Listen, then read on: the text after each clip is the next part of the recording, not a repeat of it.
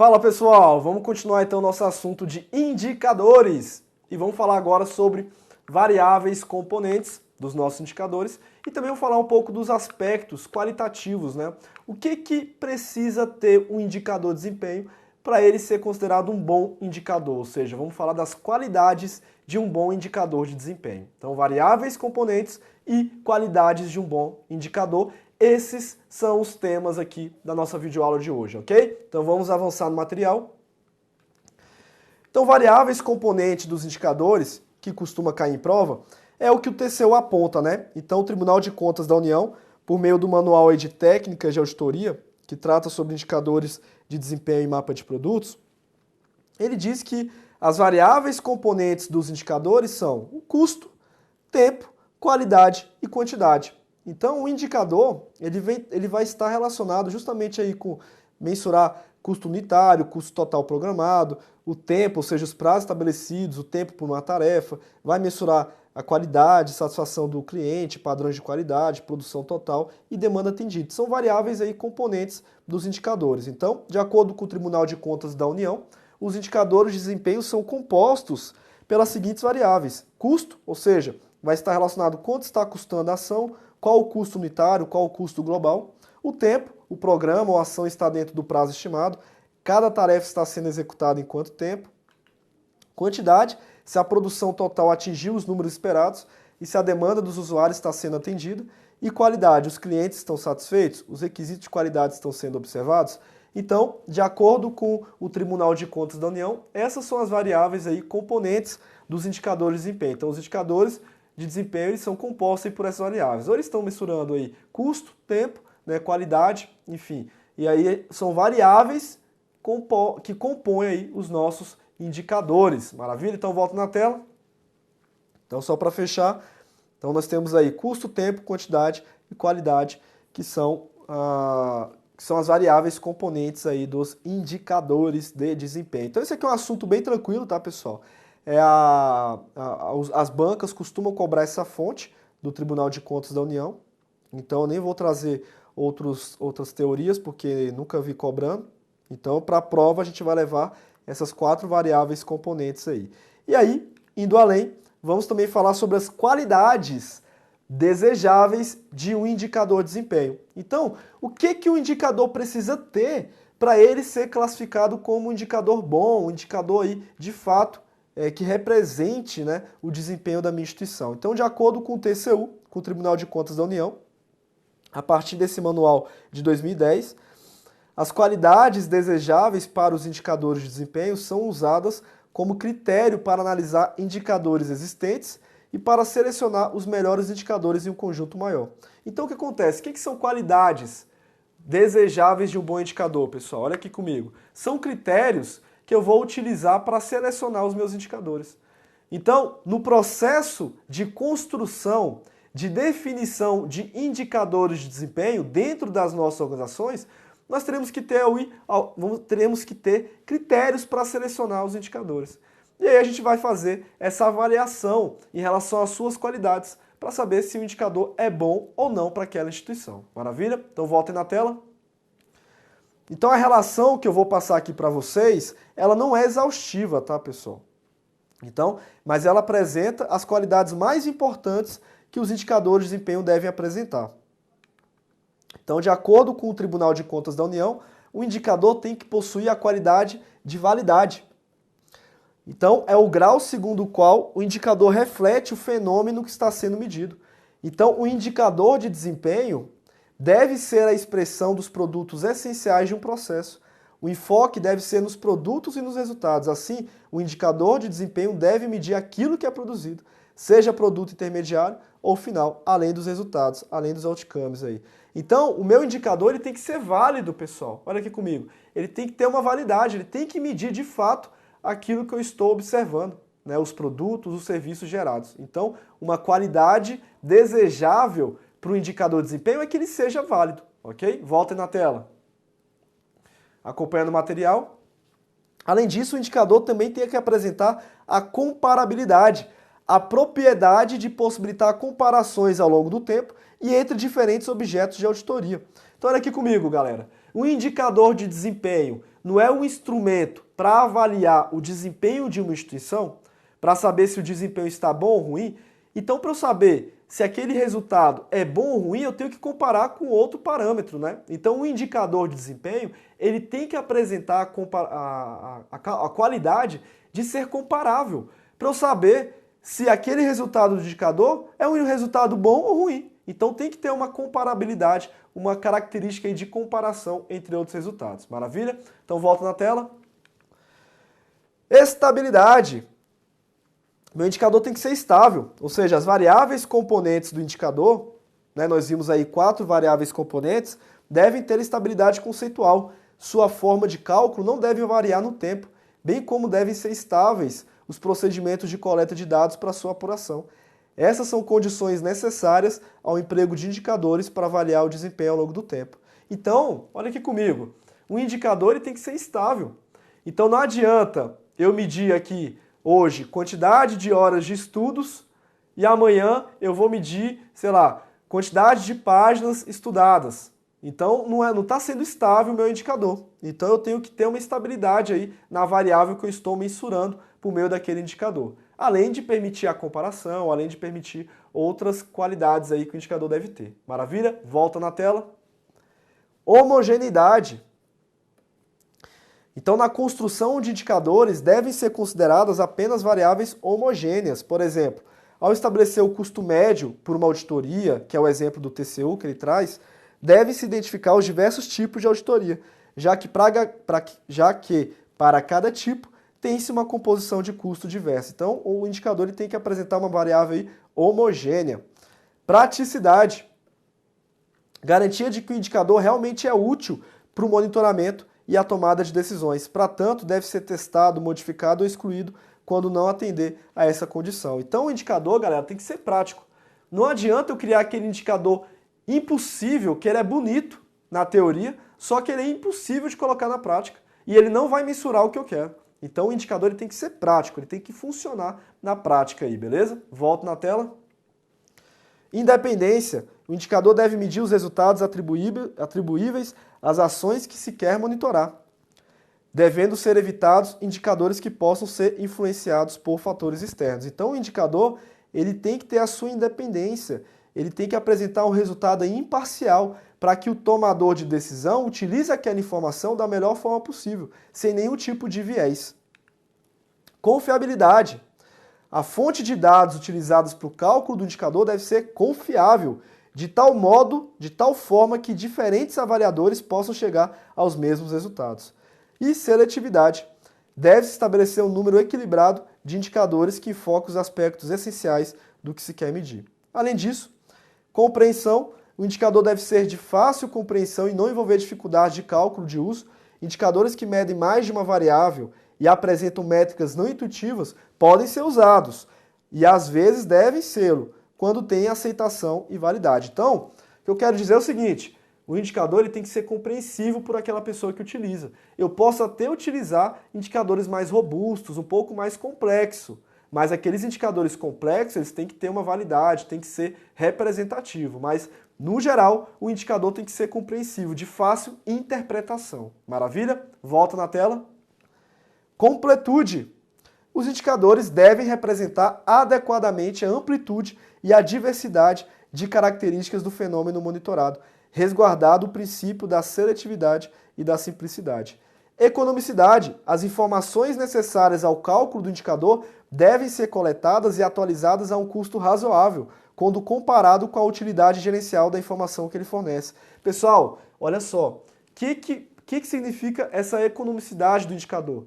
Então imagine que para eu implementar um indicador, eu tenho que desenvolver um sistema informatizado e para desenvolver esse sistema informatizado, eu vou ter que contratar uma empresa, essa empresa vai ser contratada a um custo altíssimo, 10 milhões de reais. E no final eu vou criar um indicador para mensurar a quantidade de clipes que eu estou utilizando no órgão. Tem razão? Tem sentido isso? Não tem, né, pessoal? Eu gastar 10 milhões de reais para construir um indicador que vai mensurar a quantidade de clipes que eu estou utilizando na minha organização. Então, o custo-benefício, eu tenho que avaliar, esse indicador tem que ser econômico. O custo para eu implementar aquele indicador ele tem que ser menor que o benefício gerado pela informação que ele vai trazer para a organização. Maravilha? Então, uma boa qualidade de um indicador é um indicador econômico, aquele que eu gaste pouco para implementar. Maravilha? Volta na tela. Acessibilidade. Então, o indicador, ele deve ser de fácil acesso às informações primárias, bem como de registro e manutenção para o cálculo dos indicadores. Então, as informações essenciais para aquele indicador devem ser acessíveis. Tempestividade. A apuração do indicador deve estar disponível quando necessária, em tempo para a tomada de decisão. Então imagine, eu tenho lá o indicador, imagine Copa do Mundo, eu vou ter um indicador de projeto, o projeto de construção dos estádios para a Copa do Mundo. Eu tinha um indicador de execução da construção dos estádios. Só que imagine que aquele indicador, ele iria me trazer uma informação só depois da Copa. Então aquele indicador não é tempestivo, não adianta ter aquele indicador. Aquele indicador de nível de execução do projeto tem que trazer informação tempestiva, no momento certo para eu tomar a decisão. Então, uma boa qualidade, uma boa característica do indicador é que ele tem que ser tempestivo, tem que trazer informação no momento certo para subsidiar a tomada de decisão do nosso gestor. Maravilha? Volta aí no material. Objetividade. O indicador deve ser inequívoco sobre o que está sendo medido e quais dados estão sendo usados em sua apuração. A objetividade inclui clareza sobre a definição do indicador, de forma a evitar disputas sobre o seu significado, especialmente no caso de indicadores multidimensionais. Então essas são as qualidades desejáveis para que eu tenha um bom indicador na nossa organização. Isso na visão do TCU. E aí o Tribunal de Contas ainda ressalta que a relação das qualidades desejáveis para os indicadores de desempenho ela é longa. Então eu tenho várias características que o indicador deve ter. E seus itens são dificilmente observáveis simultaneamente em um único indicador. Então o que o TCU está querendo dizer? Essa lista de características, de qualidades que o indicador deve ter, ela não se exaure, ela não é exaustiva, não é taxativa. Existem outras características que o indicador deve ter para ser um indicador desejável. E além disso, dificilmente a gente vai encontrar um indicador único, um único indicador que possua todas essas qualidades. Então eu tenho que avaliar isso dentro da minha organização. Maravilha? Voltem na tela. Acompanhando o material. Então, apesar do ideal ser usar os melhores indicadores de desempenho, na prática existem conflitos de escolhas, que são os trade-off decisions. O que é trade-off, pessoal? É o custo de oportunidade. Então, às vezes, eu tenho lá um indicador, imagina, eu vou construir um sistema de medição de desempenho dentro da minha organização. E esse sistema de medição, ele vai ser composto por vários indicadores de desempenho. Mas beleza, qual indicador eu vou escolher para implementar na minha instituição? Então eu vou avaliar esses indicadores em relação às suas qualidades. Saber se aqueles indicadores são válidos, saber se aqueles indicadores são tempestivos, se são simples, se são econômicos e tudo mais.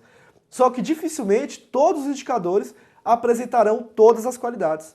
Então eu vou ter que tomar algumas decisões nessas escolhas, que são os trade-offs. Então eu vou ter que escolher um indicador e quando eu escolher o indicador, aquela minha escolha terá um custo de oportunidade, porque eu vou estar deixando de escolher outro indicador. Maravilha? Então voltem na tela. E aqui um exemplo que o próprio TCU traz, ó. O indicador mais representativo pode ser excessivamente caro ou apenas disponível em intervalos de tempo muito longos. E aí não vale a pena eu escolher esse indicador. Eu vou escolher um indicador que pode até ser menos representativo, mas ele é mais acessível, ele é mais disponível e mais tempestivo. E para solucionar o conflito, é sempre importante estabelecer regras de decisão. Show de bola! Agora eu vou trazer outras qualidades que um indicador pode ter, seguindo aí a visão da OCDE, que a OCDE é essa Organização para a Cooperação e Desenvolvimento Econômico, né? Então, de acordo com a OCDE, ó, os indicadores eles devem possuir, né, uma relevância para a formulação de políticas, possuindo representatividade, eles devem ser simples, os indicadores devem ser sensíveis a mudanças, possibilidade de comparações em nível internacional, devem possuir um escopo abrangente, devem ser disponível ou ter uma disponibilidade de valores de referência, Além disso, os indicadores têm que ter uma adequação à análise, com fundamentação científica, base em padrões internacionais e consenso sobre a sua validade, aplicação em modelos econômicos de previsão e sistemas de informação, e além disso, os indicadores devem ser mensuráveis, com a viabilidade em termos de tempo e recurso, com uma documentação adequada e uma atualização periódica. Então aqui são outros elementos que podem caracterizar um indicador como bom. São qualidades essenciais aos indicadores de acordo com a OCDE, beleza? Professor, eu tenho que decorar todas essas qualidades? Galera, não precisa, tá bom? Então a sua prova, ela vai trazer algumas dessas qualidades. E muitas vezes você consegue responder de forma intuitiva, né? Imagina a questão afirmando que o indicador de desempenho deve ser aquele indicador que tem uma maior complexidade possível sem praticidade. Errado, né, pessoal? Porque o indicador, ele tem que ser prático.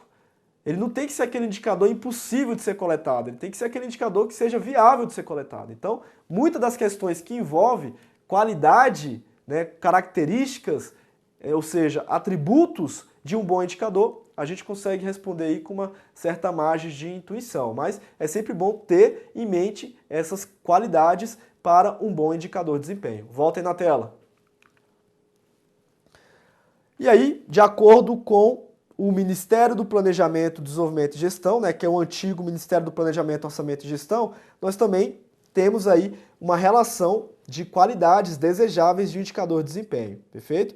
Então, essas propriedades que o indicador de desempenho deve ter, elas serão categorizadas em propriedades essenciais e propriedades complementares. Então, propriedades essenciais são aquelas que qualquer indicador deve apresentar e sempre devem ser consideradas como critérios de escolha, independente da fase do ciclo de gestão em que se encontra a política sob análise. E propriedades complementares, que são também muito importantes, mas podem ser alvo de uma análise de trade-off, dependendo da avaliação particularizada da situação. Então, olha só, pessoal, de acordo aqui com o Ministério do Planejamento, Orçamento e Gestão, que é o atual Ministério do Planejamento, Desenvolvimento e Gestão, os indicadores, eles devem possuir propriedades essenciais, que eu não vou abandonar, ou seja, os indicadores devem possuir essas propriedades, e propriedades aí complementares, que vão auxiliar na escolha dos indicadores, ok? Então vamos ver quais são essas propriedades essenciais e quais são essas propriedades complementares na visão do Ministério do Planejamento. Voltem na tela. Então, propriedades essenciais que todos os indicadores devem possuir. Utilidade, ou seja, deve suportar decisões, seja no nível operacional, tático ou estratégico. Os indicadores devem, portanto, basear-se nas necessidades dos decisores, ou seja, o indicador ele deve ser útil para a tomada de decisão. Então, essa é uma propriedade essencial que o indicador deve ter para ser considerado bom indicador. Validade, capacidade de representar com a maior proximidade possível a realidade que se deseja medir e modificar. O indicador deve ser significante ao que está sendo medido e manter essa significância ao longo do tempo. Então, o indicador ele deve ser válido, deve ser representativo, ele deve representar aquilo que eu estou medindo de fato. Isso é uma propriedade essencial. Outra propriedade, a confiabilidade.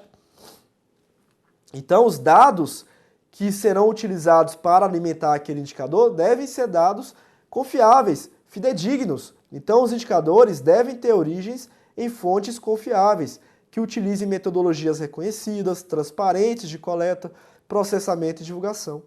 Então, essa é uma expressão que denota uma situação em que há conflito de escolha.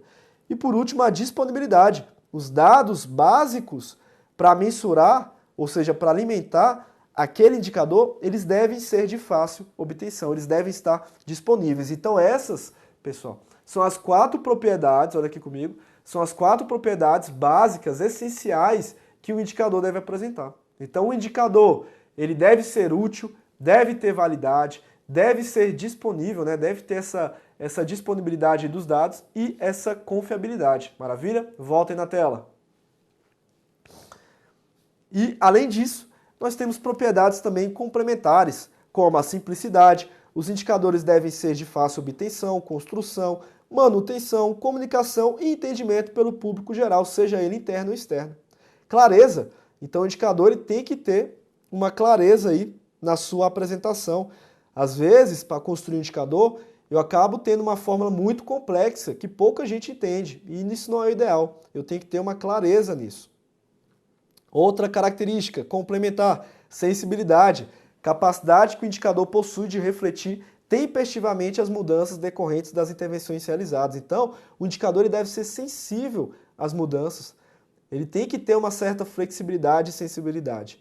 Desagregabilidade é a capacidade de representação regionalizada de grupos sociodemográficos, considerando que a dimensão territorial se apresenta como um componente essencial na implementação de políticas públicas. Então, no contexto da política pública, se eu crio um indicador lá de um programa da saúde, aquele indicador deve ser capaz de avaliar em nível nacional e a nível também estadual, distrital, municipal.